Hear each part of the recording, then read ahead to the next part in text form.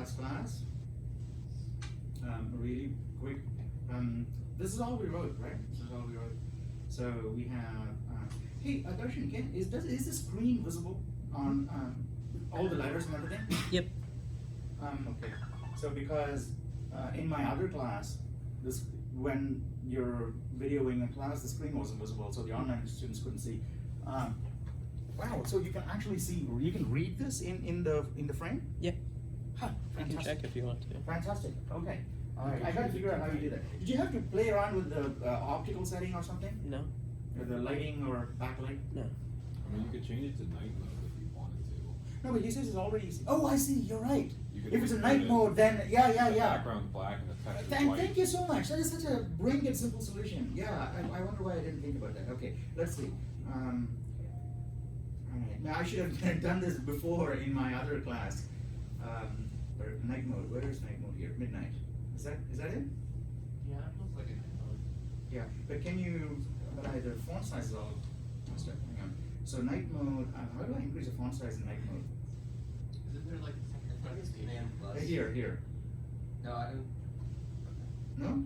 I think that just increases the font size for one type of text, not all of them. Yeah. And if Oh, I if see. you Command plus in the. Can I do Command A and then do that? I guess, but you could also just Command plus in the actual. Oh, Command plus to just increase the size of the. Yeah. Alright, I'll do that too. Just give me 1 second while I say, let me do 13.1, 14.1. Okay.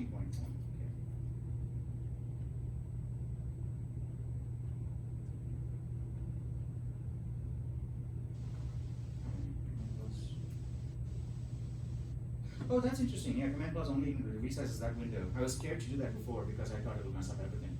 So, is this better? Can you guys see it? Okay. And you can still read the screen, right? Is it harder or? Just some of the purple fonts are a little bit difficult, but that's fine. It still shows up. But you could read it before, you're saying. I'll put it back to the previous one. I'll experiment with this later on in my own time. Was it default before? Okay, alright. So yeah, we got a nickname and employees. Where's my employee class? Oh, it's in my employee.h. Alright. I was wondering why we only had like 20 lines of code to show for an entire class last week. That's still not a big deal. Alright, so we have these getters, setters, and so on. Did we get the right number of num-employees, which is a static variable? Did we do that? I think we did, right?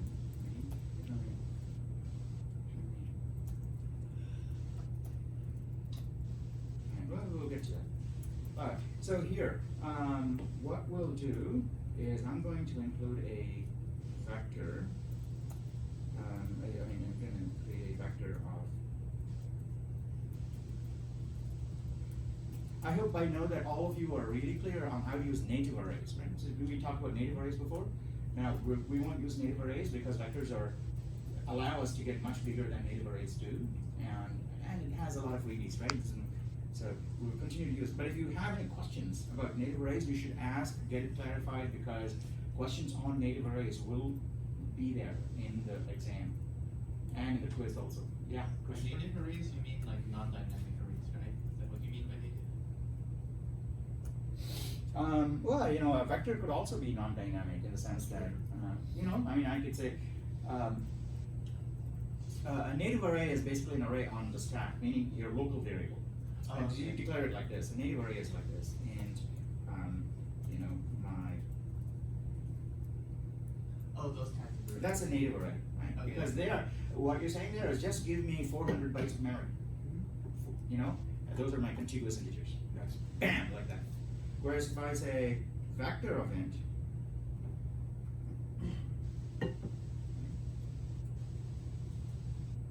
and I think you can size a vector like this too. You say, you know, give me a vector of one. They have very similar behaviors, except that with a vector, the memory is not in your stack; it's out there in the heap, and you can keep on growing in. And if you hit the limit, the operating system's memory manager will kick in and say, can I allocate this person more memory if I shuffle things around and create room, right? By moving things around, it creates more room. And it does all that, you get all that at runtime when you do resizing. All right? Okay, so let's do a vector. And what did I want to show you? So let's see. Let's just do a vector without a size. And oh, this is not. It's not in make a name. It's here in the name. Okay. Okay, vector and employees. Okay. So now I have a vector of an arbitrary number of employees. There's 0 employees right now. So I'm going to step through this code. Get rid of this. We're going to fill this all in. All right. So employees. Okay. Oh,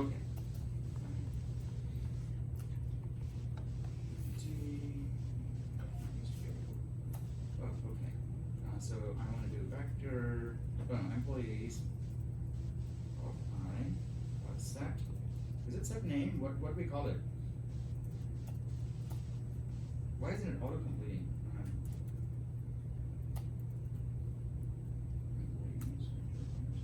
Employees of I needs to be done. Yeah, something's wrong. I thought it auto-completed. Do we have employee issue? We do have public methods get ID and get name, set ID, set name.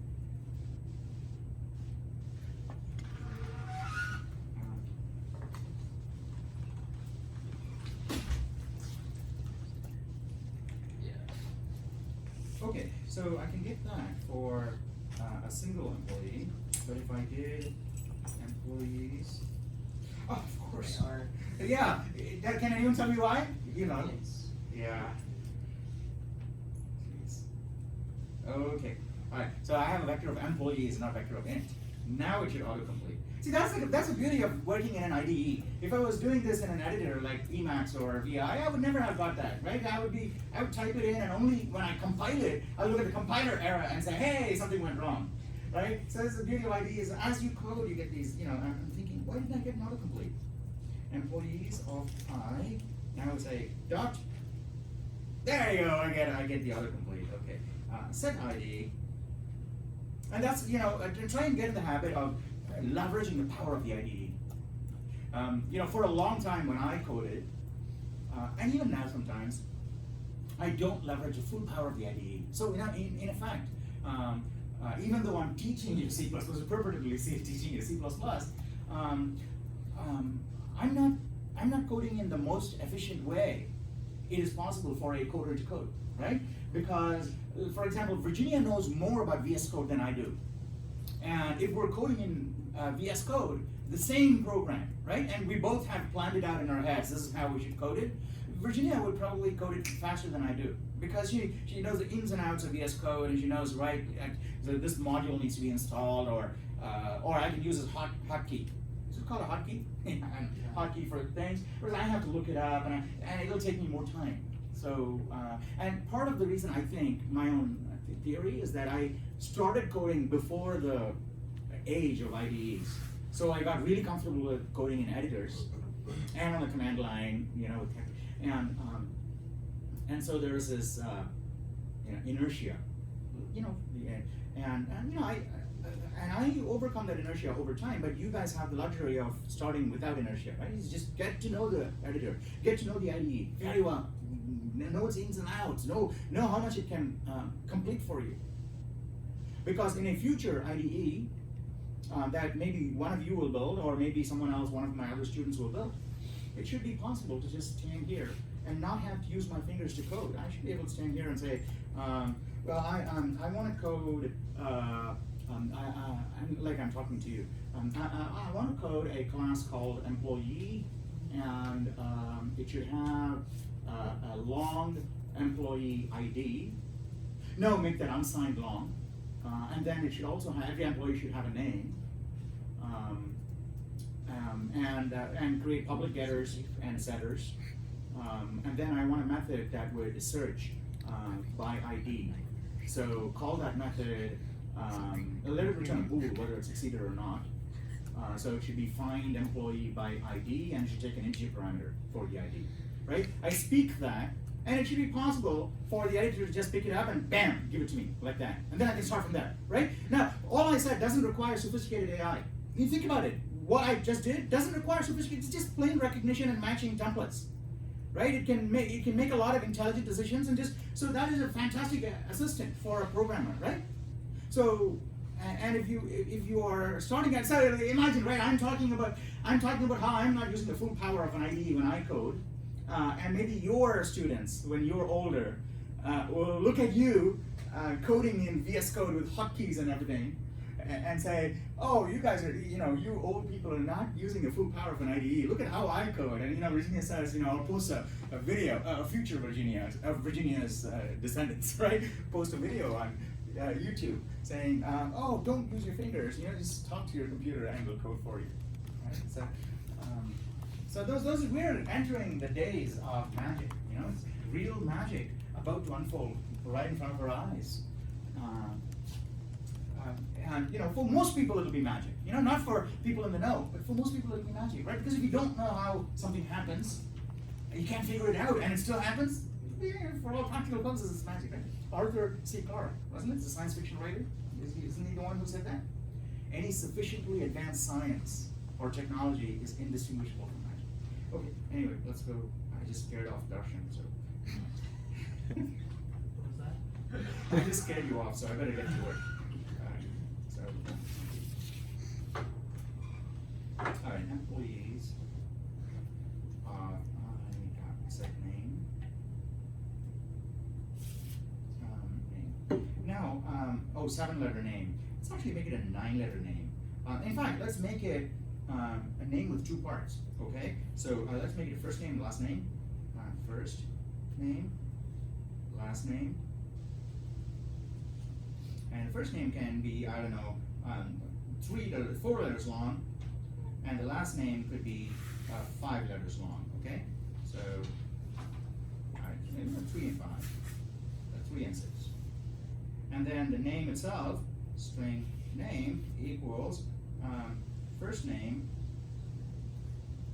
plus a space plus a last name.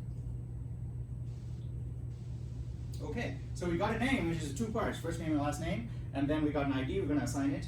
And let's say number of employees, typically, let's start with 1 million. Well, actually, you should start with 10 to see if it works at all. But since I'm so super confident about my coding ability, kidding. You should always start with 10, right? 10 or something that you can see and debug visually. So do that. And at this point, it's all filled in, and I can go. I can print out the employees. All right. So this should all work just like that, practically out of the box. What I want to do is set a breakpoint here. Okay, because is our code still instrumented? Does it actually still print when the constructor is called? Does it print? Oh yeah, there. No. Oh yeah. Where's the constructor? Yeah, okay, it is instrumented. So every time the constructor is called, it's going to be that is going to print something, right? Hey, are you recording this? Because Darshan is also recording. You just pick it up from YouTube. Just pay attention in class, and then you can pick it up from YouTube. Okay? So all the screenshots you want, everything is going to be on there.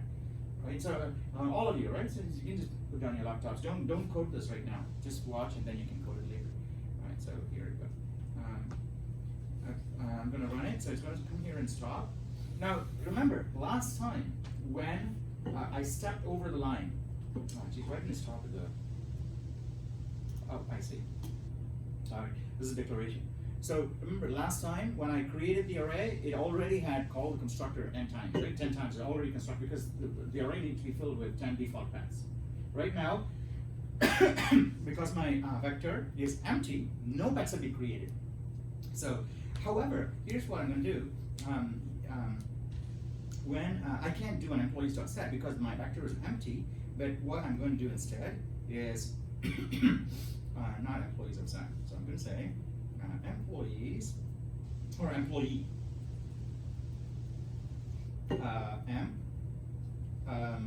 and then we'll call the non-default constructor ID, name. So we don't call setters here, right? And then we'll do employees dot pushback. Pushback. Okay. Now, I wanted a vector to. I wanted the employee to be created at the time of the pushback. Oh, this is cool. Yes, I think this will work. Okay, we can actually try it out. Okay, so here's what I'm trying to do, and this is going to answer Virginia's implicit question in the forum also. See, we're creating an employee and pushing it onto the vector. Yes? Now, you will see the instrumentation call. We instrumented the constructor. Every time the object is created, we print a line saying an object got created. Yes? In the instrumentation. So you will see that line be printed when you create this employee. Yes or no? Yeah? You're going to see that. Now, so after you push the first employee in, if the vector got resized to hold more employees, at the moment of the resizing, all those other empty employees need to be created, right? Or at least the capacity. So we'll figure out how it works. If it's actually creating that many new employees, every time you insert one employee, is it resizing the vector to hold many more employees? What we were talking about, right? Instead of resizing it for everyone, it pre-resizes it so that it doesn't have to do that many resizes. So this is an experiment that will show us whether it works or not. Welcome, Cheyenne. All right. Let's see. I'm gonna so we can see both as we're stepping through the code. All right. So next. Oh, bad access. What's going on? Oh, did we not create an employee there? Hang on.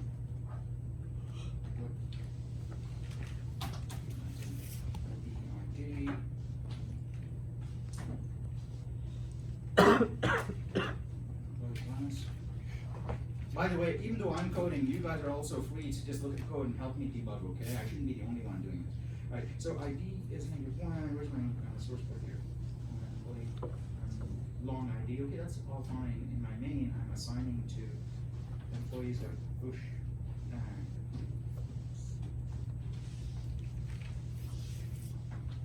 And where is the error? Where did the error happen?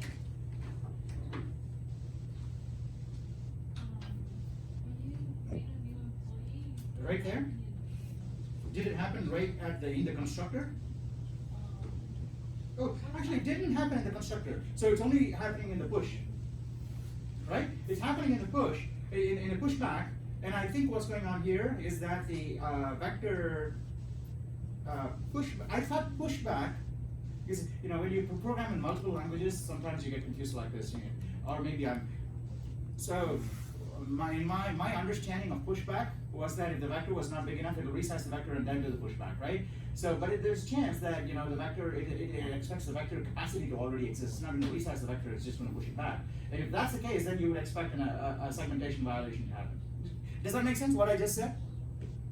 Yeah, I think that happened for my Quest 6. I think it's what happened with my Quest 6. I did pushback instead of resize. Right? Okay. So, but let's look it up. That's the advantage of coding in this century is that we can always look it up. So let's go. Does vector.pushback resize the vector? C++ does vector dot pushback. Yeah, It it does. does? So why did I get an error there? So we need to take a look. Vector, if you use pushback, yes, the vector resets itself. 11 of 40. Yeah, that's what I thought. That was my memory of what happens. Okay, so employees.pushback.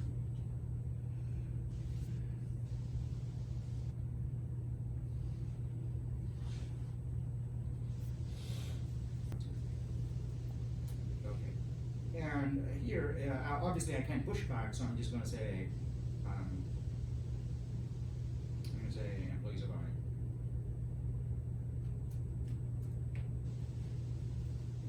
Okay, now if I do this, you'll see that messages are strictly interleaved.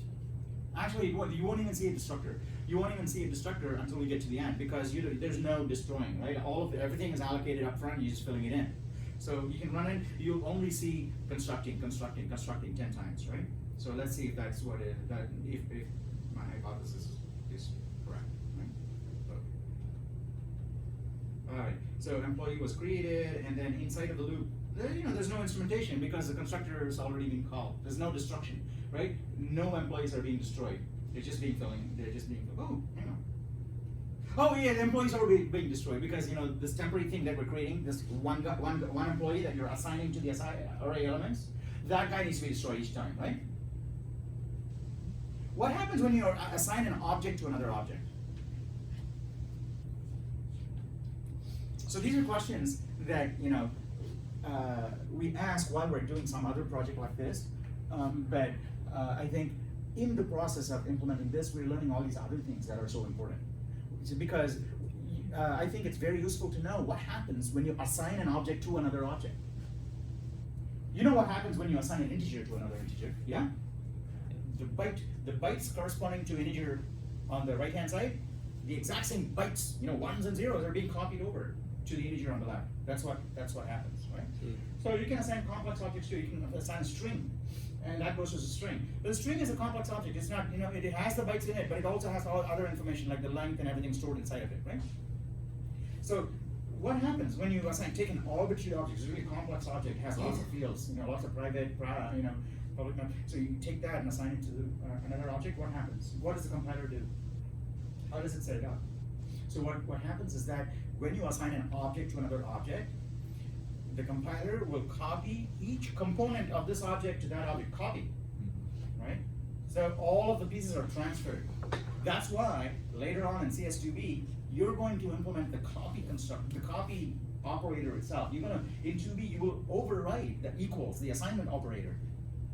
And then it won't be, when you have the power to override the assignment operator, you will have a bigger challenge because you may have nested data structures. Nested data structure means that I have a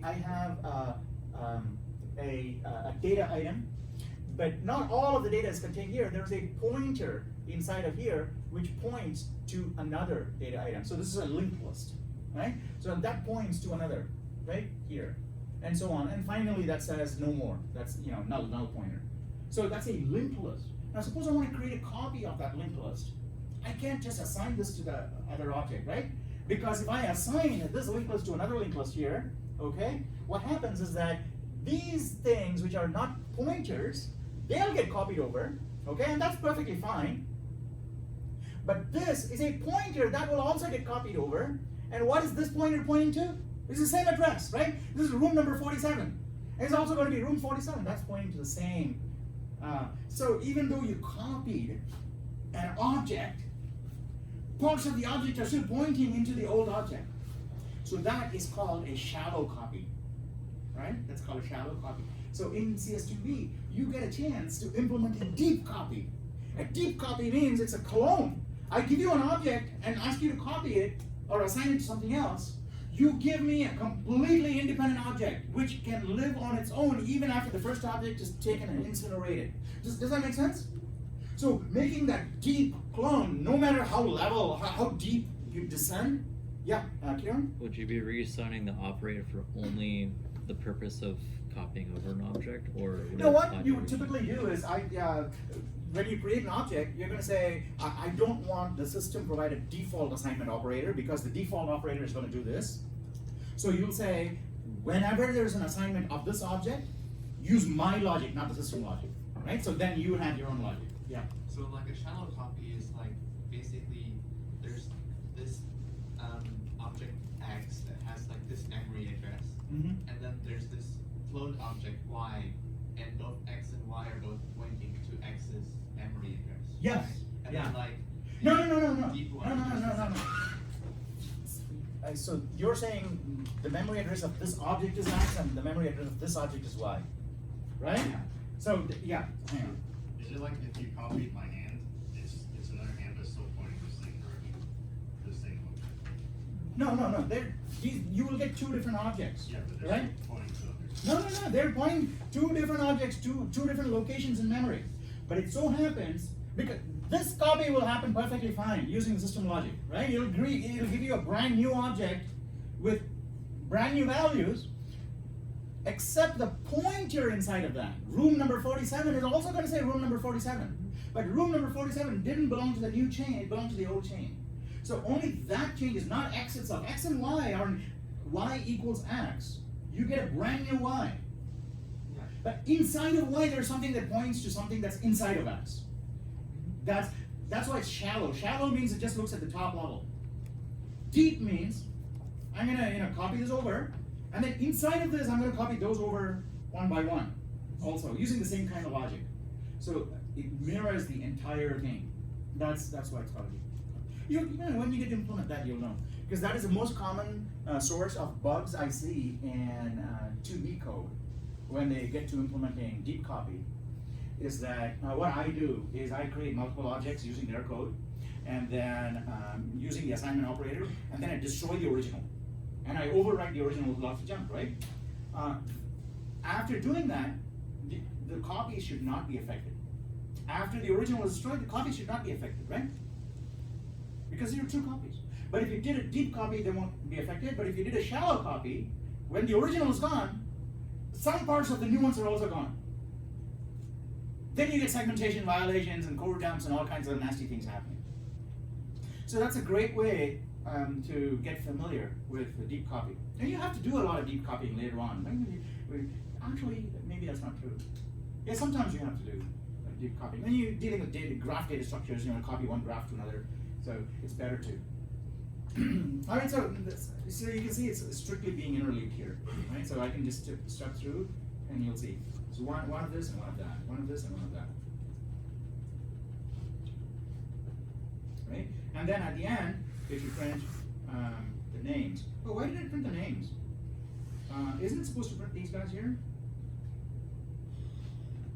Destructor was called for in time equals 0 and minus y is equal to It does print them.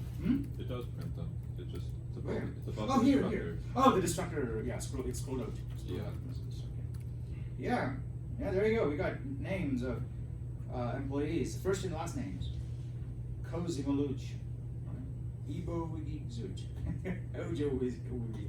Alright, so the game is sensible names. Alright, no, we're not done with the demo yet. Okay, alright, so what we want to do is that kind of works. So I want to make my number of employees, let's say 100. And then let's also implement a binary search method. So here, what I want to do here, not a binary search, linear search for now. And and I'll break the outer loop here. So, how do I get the ID? IDs are, my IDs are what? ID, rand person 1000. Yeah, okay. For now, we'll just use IDs from you know, I will actually change this, right? So I'm going to say previous ID plus rand percent 10 plus 1. So it's guaranteed to be different. Let's say 1 plus. Okay. 1 plus previous ID plus this. And let's say the first ID, the previous ID here, long previous ID equals 1. Oh, 0. Okay. So it starts off with 0, and the first ID is going to be the previous ID plus 1 plus some random number from 0 to 10. So it'll be different. It's guaranteed to be different. And every time you generate a new ID, it's guaranteed to be different, and it's also more than the previous one. So every time I assign that, it's already been sorted over too. Right? So and so we can run this and see what happens. I'm gonna get rid of the breakpoint. Okay. All right. So you see the IDs. We have, oh, what's going on? So we have 6 and 8. You need to change previous ID in the for loop. Oh, thank you so much, Jason.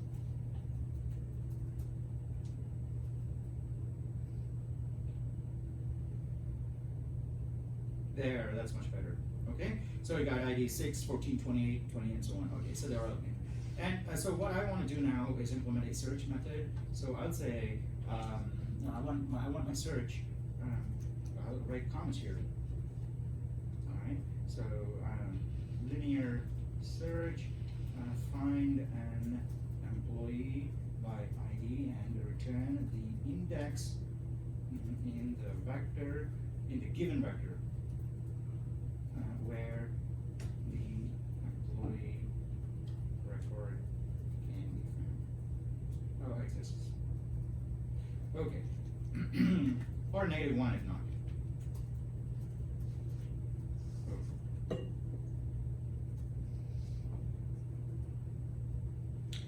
So let's say int, actually long, no, int, size t. It can't be size t because it has to return a -1. Okay, let's just say int, and find by ID vector of employee reference. Okay, long desired ID. Okay. Now, who can tell me why I pass the vector by reference? So I could have done this, right? I could have done this too. I'm going to say, find me this ID in this vector. I could say that, right? But I didn't do that. I said ampersand, right? Which means I'm passing it by reference. Kieran? That you can't change the actual. I can still change it. I Because I'm passing it by reference, right? If I'm passing it by reference, I can change the value. Yes? You could have like this extremely long. Yeah, I could have like 1 billion employees, and I don't want. If I pass it by copy, it's going to create that entire vector. However, what Kieran said, we want to protect ourselves against that. So what I'm going to do is say const vector. Okay, that means even though I'm passing the actual thing through, the call function cannot go in and fiddle with my vector. It can look in it, it's read only, but it's all Las Vegas mode. So look but don't touch. All right, all right. So that kind of thing. So you can't mess around with the vector here. So I'm gonna now it's iterative. So all I'm gonna do is really we'll just do imperative style. So for int I equals 0, I is less than vec.size, I plus plus, right? If vec of I dot get ID, right? Equals desired ID, return I. Okay? If not, return -1. Okay, that's my linear search done. Right? So does everybody understand? Linear search, the code is really simple. Yeah. So I have a little issue here. Yeah, sure. I perfectly understand the return int will probably be sufficient, but just because your employee ID is wrong. Which one? Your employee ID is wrong. So just in case. Oh, you if end it- up with. You mean desired ID? Desired ID doesn't exist. Is that what you're saying? No, what I'm saying is that technically you could have more than int employees. Oh, I see. Yeah. You're saying it could be much bigger than an int can hold. Probably not that one, but technically. Yeah. We're back to that YouTube things where Yes. one day they overflows that they Yes, expected that yes, many views. So in that case, what you would do, that is why in the pet class, we have a sentinel pet. The constructor does not filter values. You can set a negative ID in the constructor. So you can return a sentinel object to indicate failure rather than -1. And then that you can make unsigned long now. Right? The actual ID can be unsigned long, but the return value is not an int anymore. It'll just be. No, but I don't think that answers your question. Because it's just What I'm saying -1. is more like this is the size, the number of employees. The number- is number. more than int. So would that make sense to actually return a long? Oh, do I say int? Where do I say int? You return an int. Oh, here. So This is what you mean? technically. You're right. you No, could that's technically wrong. have That's a- no. Yeah, you're right. Thank you so much for pointing that out. This should be size t. In fact, the compiler would complain, right? If I didn't use size t when I compile the code, it's going to say, hey, you're comparing an int with a size t because dot size is going to return size t. Size t is nothing but unsigned long, right? So the compiler will complain. So you can see it, right? If I compile it, it will say, if I didn't have size t, if I just said integer, right? If I set integer, it should complain here, and why the hell is it not complaining here? Wow. Okay. I'm sure if you set the correct compilation flags, this is a warning all. I think dash wall. It would be a warning. Yeah, there would be a warning saying, hey, I think I have that flag set in your Quest compilation code. Because in your Quest, if you compare a long with an unsigned long, I bet you get a message saying, hey, you're comparing a signed with an unsigned quantity. Do you get that? Have you seen that? Yeah. Okay, thank goodness. Okay, so so you can elicit that warning by telling the compiler, give me all the warnings, and there's a flag you can give the compiler to give you all the warnings, right? Don't worry about that now. But strictly speaking, what Didier said is absolutely right. This should just be size t, and when I return the value, I should return an int version of that. Oh, geez, yeah. So I can't return. Yeah, that's yeah. All right. So the way that a proper search should work. Let me do this properly, okay? All right, forget about returning ints. We'll keep Didier happy too. All right, so this is find by ID is not going to return the index. It is actually going to return an employee object which is filled in with the contents you want. Okay, so let's just say it's going to return. Okay, it's going to return that, which means that this now. If I'm unsuccessful in finding the employee, I got to return something that is not a valid employee. How can I create an employee that's not a valid employee? I'm going to create an employee whose ID is -1, right? And then is my employee class is the ID an integer or a long? It's a long. It's not an unsigned long. Okay, so I can create an employee with an ID of -1 and use that as my sentinel employee, meaning that if I get an employee that's -1, I know that whatever I tried to do failed. Yes, that is called a sentinel. So let's do that. Let's go to main, and then here, employee, and at this point I would basically say return back of I, right? Because it's going to return that by copy, and it's going to make a copy of that. I'm not returning a reference, right? I'm not returning. Actually, you make a return a reference. In fact, if you return a reference, it's going to return a reference to the actual employee in that vector. Meaning, now if the employee had a whole bunch of information, right, just the ID and a name, let's say there's an employee called Jason, right, and whose ID is 47 or something like that, and I said, get me employee number 47, and I get Jason's record, and Jason says, oh, you know what, in the record, you got my name stored as Jason, but I actually want my name to be stored as Jason Ballard, right? So how would I go into the vector and change it? So I would do the search, a linear search or binary search, get Jason's record, but it's not a copy of the record. Because if I get Jason's record and change the copy, the original is not getting changed, right? So I want to change the original in the big vector. So that means my find should return a reference to where Jason's record is, not a copy of Jason's record. Does that all make sense? I think it's very important because you're going to be doing a lot of that. When you're searching a big vector or big collection of items for a particular item, and you're going to return that item to the caller, and the caller needs to make changes to that, right? To the original, not to a copy. Because there's no use in making change to the copy because the copy will die as soon as my function exits, right? So I want to make a change to the actual, like making change to the database or something like that, and persistent change in the big vector. If I want to do that, I cannot have that method return a copy of Jason's record. It needs to return the actual record.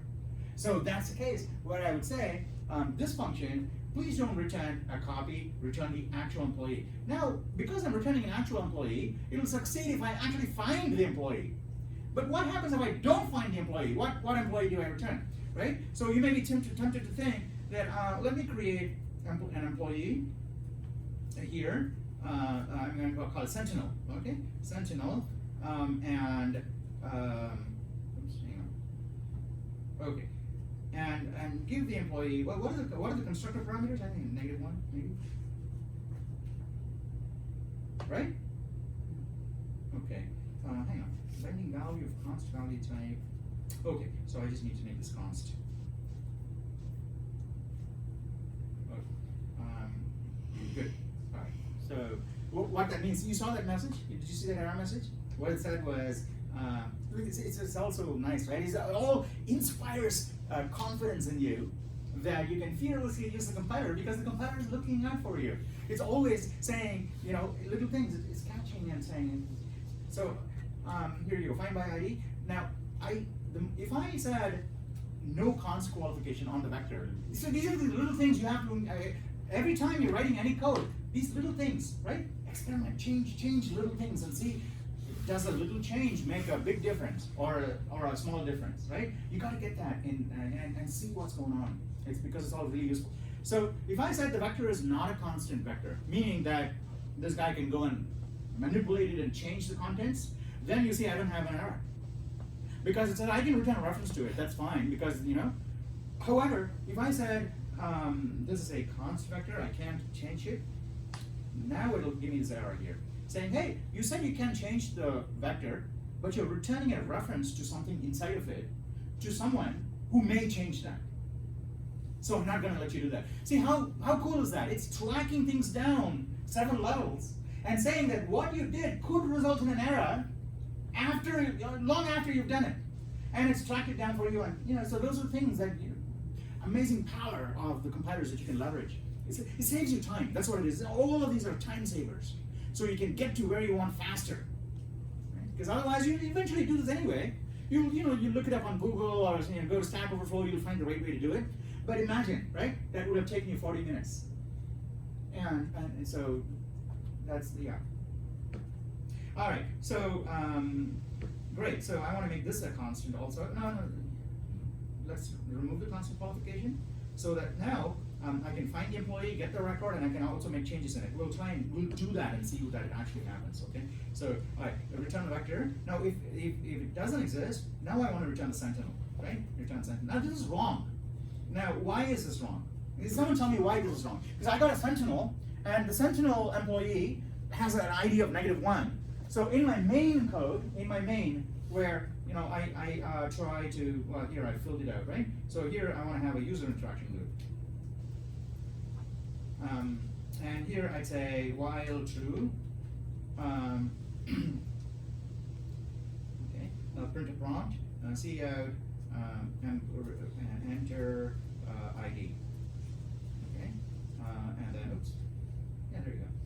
All right, now I'll just use cin for now, right? To not get line. Okay, so and then I'm going to say long ID, and then cin ID. Okay, now I'm going to go ahead and say what is it? Find by ID. Find by ID long Z. Okay, so I want to say employee X, well, I shouldn't call it X, E. E equals find by ID, ID comma, no, not vector. Is that the first parameter?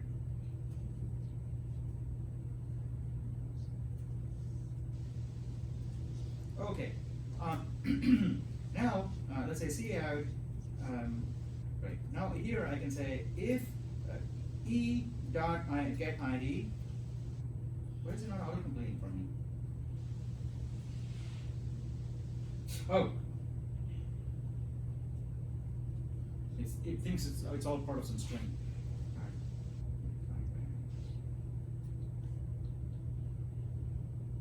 What did we call it? Employees, not vector.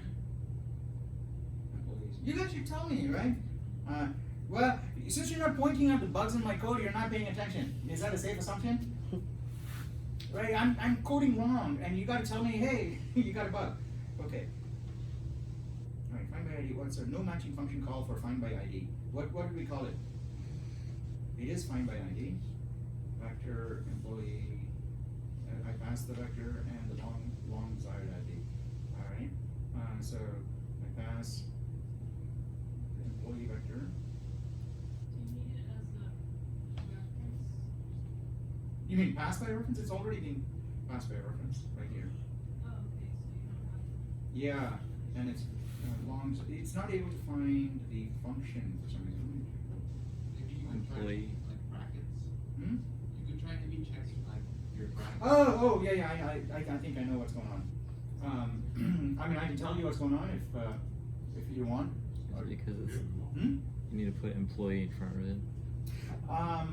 Because Where do I If need? it's No, this is separate not a from- method. It's not a method. It's just a global function. Sure. But I think what's going on here is that what is this error here, expected expression, made the compiler not compile that function. So it didn't have that function, right, for it to autocomplete. That's my hypothesis. So let's see why it expects an expression here. I need to return that. Return Sentinel. Sentinel is here. Okay, so well, we're going to fix this, and in the process of fixing it, let's fix that first issue that I brought up. Why would this not work? Why can't I have a Sentinel and return it? Because it's on the stack. Yes, thank you, Didier. Okay, so I have a Sentinel, but it's on the stack. If it's on the stack, as soon as it encounters the closing brace of that function, it's gone. Right? So you're returning an employee to the caller, right? But before the person can access that, you've taken what you got, and it's like saying, I'm going to give you $20, come and pick it up tomorrow, but or you say, oh yeah, right. So you give someone a gift of an Amazon certificate, right? Amazon gift certificate, $100. You email it to them, and before they get a chance to go and use it, you go and buy something with it, right? So that's what it is. Right? If you create something on the stack and return it to your caller, the caller says, hey, I got this thing that's function return, but that function when it ended, it went and spent it already. You released it, so it's gone. So how do you get around that issue? So one way of getting around that issue is to make the the Sentinel global. If it's global, when the closing braces encounter, it's not going to be free, right? It'll still be there. But making it global is kind of messy, right? You don't want to have something out there that everybody can access and mess around with. So what's another solution to it? Another solution to it is really the static keyword, which we inherited from C. It's not the C++ notion of static, which applies more to objects. Right? Same kind of thing that applies to objects, but the C++ style or the semantics of static mean that when you declare a variable to be static, it is pretty much global, but the visibility is restricted to a certain area. And because it's global, that method could end and grow, but that variable is still alive because it's global. And then later on when you come back to the same method, you're not getting a new copy of the variable because it's global, you're getting the same thing again and again. So you see how that static variable actually helps you? Is that it's not really a class variable, but it's static in the sense it's always there. It doesn't go and come, right? So we can just make this a static employee. Again, this is not in text. And I don't think you'll find this easily accessible in a C++ text either, right? Because this is all C constructs that have managed to make its way into C++ because of its inheritance from C.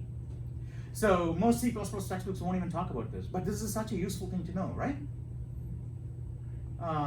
So I don't know. Someone has to write a book saying, these are the tricks and treats of C++, which you won't find in textbooks, but they're actually useful to know. I'll think about that later. All right, so so that's what's going on. So now I can return the Sentinel. It's not good, but I still get this expected expression. So let's see what's going on here.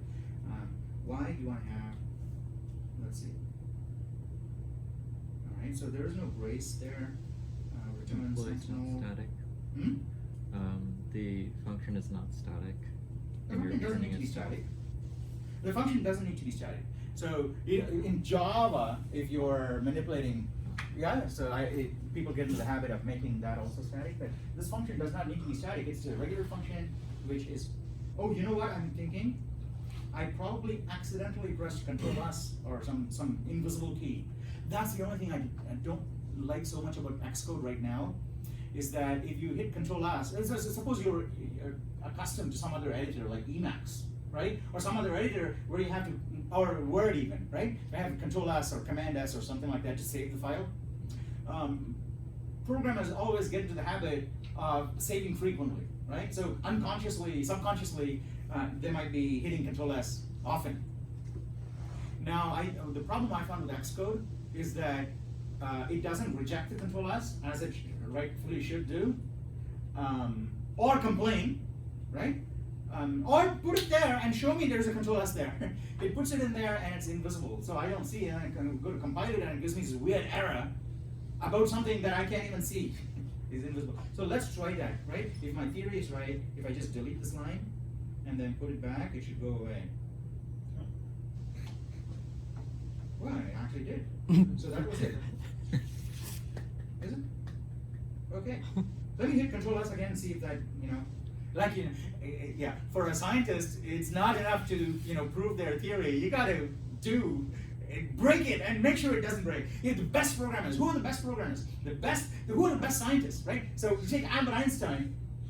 You know, in science, when you come up with a theory, you know, people, young scientists anyway, they want to come up with theories that are bold and beautiful and nobody else has thought of them before. They come up with these theories and say, you know, oh, every time there's an eclipse, you know, a huge dragon comes in front of the, you know, these theories, and people say, you know, can you test them? Can you test them? Can we test it and see if it's right or not? So in the beginning, you're always scared, right? Because you don't want to kill the goose that lays golden eggs, because you've got a theory and everybody's talking about it and you're about to get famous, and so you want to shield your stuff from scrutiny. Say, oh no, don't test don't test my theory, you know, because inside you know it could be wrong. But you know, take the real scientists. Right?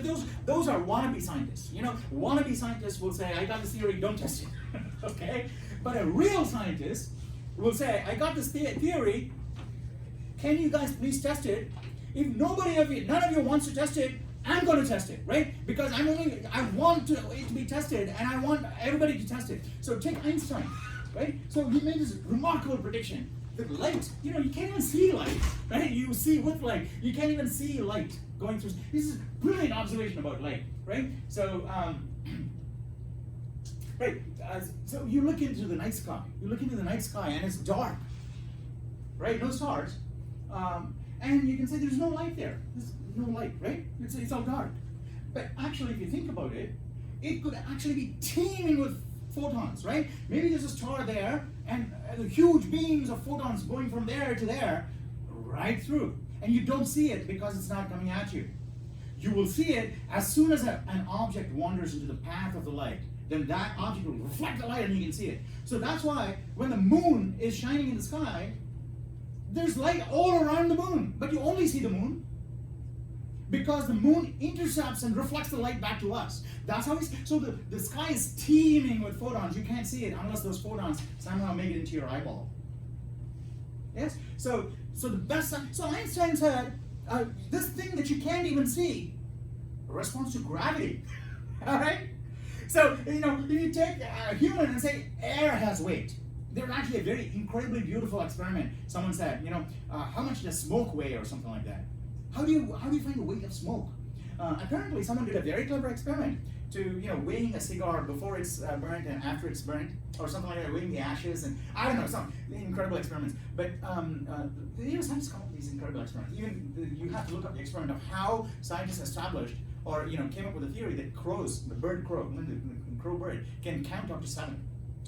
Right? So there you can actually devise an empirical experiment. So Einstein said this light beam responds to gravity. It bends. It's not a straight beam. When you pass by an object, it's going to go like that, right? And you can't even notice it because you know the gravity has to be really, really strong to be able to pull the light. Because light is going at 300,000 miles an hour. To be able to pull that in your direction, you got to have a lot of power, a lot of gravity. You have to bend space itself, in a noticeable way. Right? So, but Einstein said, and people said, yeah, there's no way I can test it.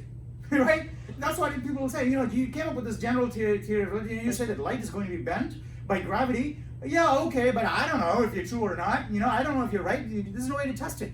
But so Einstein said, no, we got to test it somehow. We got to do this. And I said, well, you know what? Let's wait for a solar eclipse. Right? When you wait for a solar eclipse, let's look for a star that is right behind the sun. You cannot see the star when the sun is shining, but when you see during the solar eclipse, the sun is hidden, and then you can see the light from the star. Now, if the light bends because of gravity, then it comes from there and it's going to get bent and reaches, and because it's coming in this direction to us, not in this direction, it's coming in this direction. As humans, we're going to extrapolate and say that star is over there, not here. So by measuring where we think the star should be and where it actually is when the sun is not there, you can see that the light has bent, and we can calculate exactly how much it bends. And you can see that it bends exactly how much I predicted. and if you think about it, it is one of the most courageous statements you can make, right? Because imagine, you've never performed that experiment before. And there's a huge chance that you might be wrong. And here you are, you published a paper and a theory, and the whole world is talking about it. And you're basically sitting on a golden pedestal, a throne, being praised by the greatest minds on earth, and there is an experiment that could prove you wrong and say that, you know, what you did was actually wrong, Einstein. And he said, no, we should do that experiment. Because that is a true scientist. You know, a scientist is the first person who wants to disprove his or her own theory. Likewise, a programmer, a true programmer, right, is a person, the first person who's going to try and crash their own program. So, you know, because, you know, early newbie programmers, right, when you start programming, you don't want your programs to die. So you're going to try and make sure that, you know, people don't invoke it in bad ways or don't supply bad input to it. You know, you got to do it exactly like that. You know, if you're going to use my program, you got to wake up at 5:47 p.m. or a.m. and do exactly this. Don't press the A, you got to press the capital A. All right, or my program will explode. All these kinds of things. But as you get more experience, what you want is to say, well, no, all those things that stupid users can do. You can make your programs foolproof, but you can never make your programs damn foolproof. Right? That's a saying, isn't it? Right? So your program has got to be robust to bad user input. You know, people that don't know how to use it. And so when you're really comfortable with programming, right? That's when you start thinking about this.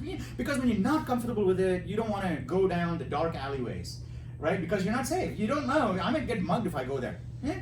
Right? But if you're really comfortable, right? You know you can defend yourself. You know what you're doing. Then you don't have any fear, right? You go everywhere. You go to dark alleyways because, you know, some guy comes and pulls out a butt, you know, and you can just, you know, put on your X-ray vision spectacles and bam, you can vaporize the guy, right? Something like that. You know that. So that fearlessness comes from experience. And when you get that fearlessness, you become a true programmer. Because when you're a real programmer, you don't care. You are the first person. Before the world sees your program, you try to break it in every possible way you can. Because it's much better if the program breaks in front of your eyes, you can tell it how not to break. You can fix it. And when you fix it and release it to the public, they'll be happier, right?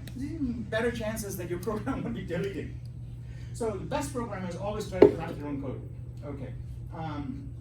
Anyway, so let's go here. So this is Sentinel. So make it a static so that it's out there and it will stay. Now you can return that variable, and in my method, yes, Virginia. Just to clarify, so when you declare it as static, or if it's not static, Mhm. then the object just disappears. No, it won't disappear immediately. It'll be destroyed as soon as the closing brace. The scope. You know, I told you how to find the scope of a variable, right?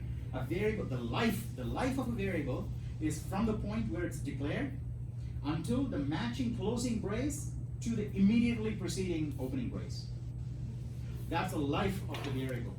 So when it hits the end of its life, it will be taken, dismantled, and returned into the pool. Yeah, just like humans. All right. So so that's why, you know, you have to make that static. It has to live even beyond the closing brace. All right. So in my loop, I can basically say, oh, why did I get this find by? So this is what we're trying to do, and we got sidetracked.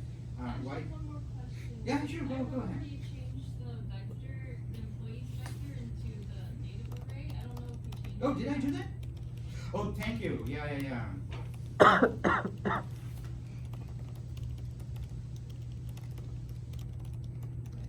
resolve the issue we had. No, I don't think it will resolve the issue though. That's different. So find by ID, employees, comma ID. Oh, wait.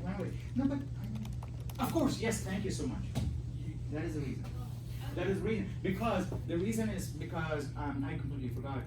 You see, this function takes a vector as a first parameter, right? But here we tried to experiment and change the vector to a native array, and I forgot all about it. And that's why that was the compiler telling us, hey, you changed one, but you didn't change the other. See? All right, so I've got the employee. Now I can say, if e.get ID equals -1, okay, then I can say, see, couldn't find the requested employee. Okay. Else, okay, basically continue here. Okay, so I don't need to indent the else. All right, so now I can say cout found employee.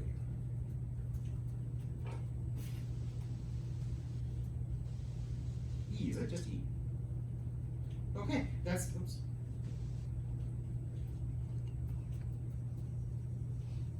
we don't need this.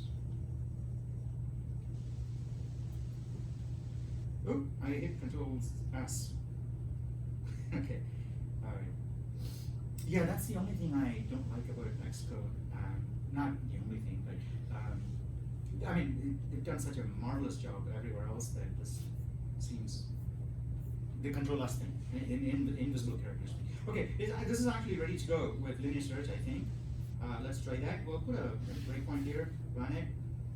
Okay. Now, oh, hang on. Why did I get back? It's the same thing. What's going on? If I don't manage to find out today, I'll find out and tell you. So, bad access. Where did the bad access come from? Oh, employee count. Oh, yeah, okay.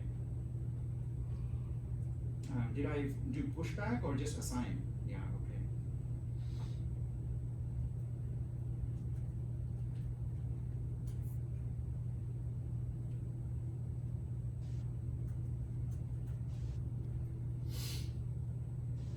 All right. So, our code is still instrumented, so it printed all that junk before. Ignore that, okay? So here it is. This is where we're scanning. Enter the ID of the employee we want to look for. Now we know that we're incrementing the ID by 10 each time. So if I use consecutive IDs, I'm bound to find the employee that I want in 10 tries. Okay, on average 5 tries. So let's try starting from employee ID 1. Okay. All right. Step over. Okay. What is my E? Now E. Expand that. See, it returned the sentinel. It's negative. ID is -1. That means it returned the sentinel, right? So I couldn't find it. So I can go and say, next. Couldn't find the requested employee. So let's try 2. Let's get rid of the breakpoint at this point, right? And continue. So we can say, okay, 2 maybe, 3, 4, 5, 6. There you go. All right. So ID6 existed. And all I'm doing is just sequentially scanning the array, finding the ID, and returning the employee. Right? Now at this point, after I find the ID, I should in fact even be able to go in and change the ID. Right? So here, after I found the employee, so I could say set name. Set name. Let's say e.get name plus junior. Okay. All right, so we're going to change the name so that we add the name junior, the word junior at the end.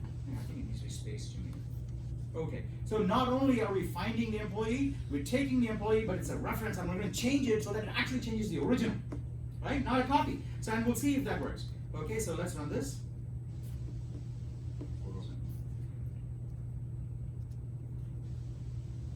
Okay, so let's see, 1, 2, 3, 4, 5, 6.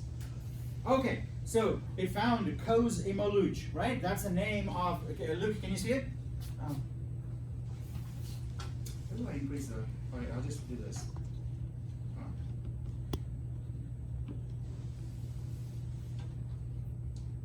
Is that better? Yeah. Okay. All right. So yeah, it went in, got the record. And also, you will notice that not only did we get the record, we also changed the name. We use a set name on that object. Yes? Okay, let's try that.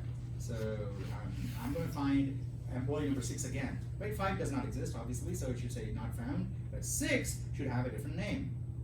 It doesn't. Okay, all right. So what's going on here? Why does 6 not have the same, a different name? All right. Set name, e.get name plus junior. And E should in fact be. Oh, of course. Oh, I know why. Does anybody know why? Because you printed before you. We got time. I'll tell you. Because you printed before you.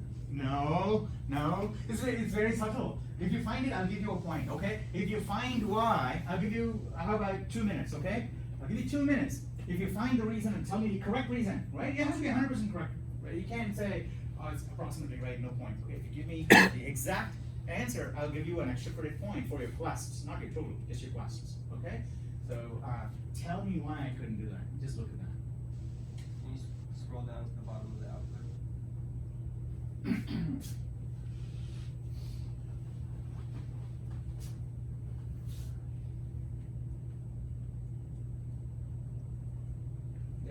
That's all we need to look at. Find out what's going on. You didn't change it. Yes, Cheyenne. Are you making a copy and you're changing the copy instead of the? Sorry? Are you making a copy instead of changing the? Where? When you said E equals fine by ID. Yes, okay, I'll give you that point. Just send me an email, I'll give you a point, okay? Alright, so that's exactly what's going on. So what I did here was, yeah, this is returning a reference, that's fine. That's what we designed it to do, right? It returns a reference, but when I assign the reference to E, that E is an object that's already created. So when I assign it to E, which is it'll create a copy of the reference. Now I don't want that. I want the actual object. So how do I fix it? Oh, a half a point, not a whole point. Okay. Now give me the answer for the other half, and I'll give you the whole point. You gotta make sure it's by reference. Yes. Okay. All right. You got the whole point now. All right. All right. So all I need to do is say, well, this E that is being returned is also a reference. Okay. So in fact, I do it this way. Some people put the ampersand in front of the variable name, but I put it immediately after the type. I say with pointers, but no, pointers I put it on the variable.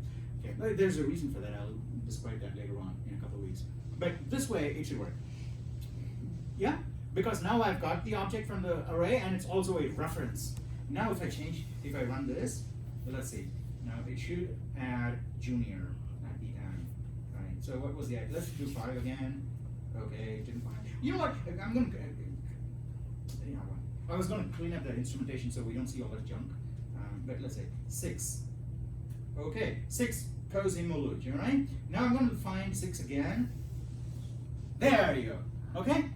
So you got the junior added on there. So that's essentially what happens in massive databases, right? You have massive database. When you look up a record, you're not looking for a copy of the record most of the time, right? You can look for a copy of the record if you're doing read-only analysis, but most of the time in data processing tasks, you get a record, change things, calculate things, modify the record and write it back.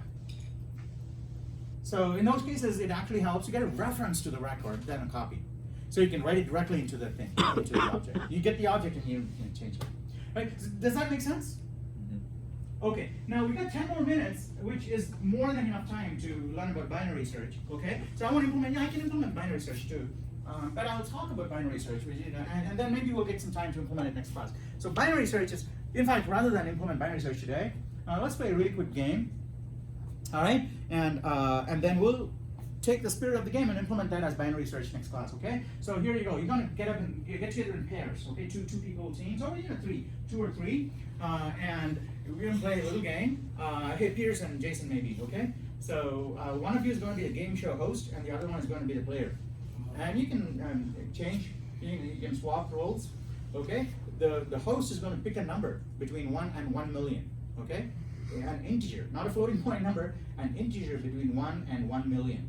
Okay, the player can ask questions, but the player cannot say, is the number, no, the player can only ask yes, no questions, okay? Can ask questions like, how many zeros does the number have in it, right? That cannot be answered with yes or no, right? I gotta say 0 or 1 or 2. So you can't ask non-yes, no questions. But I can ask a question like, is it a prime number? And the host would say, no, it's not a prime number. The host could also say, I don't know, right? Or you could say, is it an even number? Or you could say, those kinds of yes, no questions are fine. So get together, play at least one round, and then keep track of the number of questions you ask, right? Not the exact questions, the number of questions,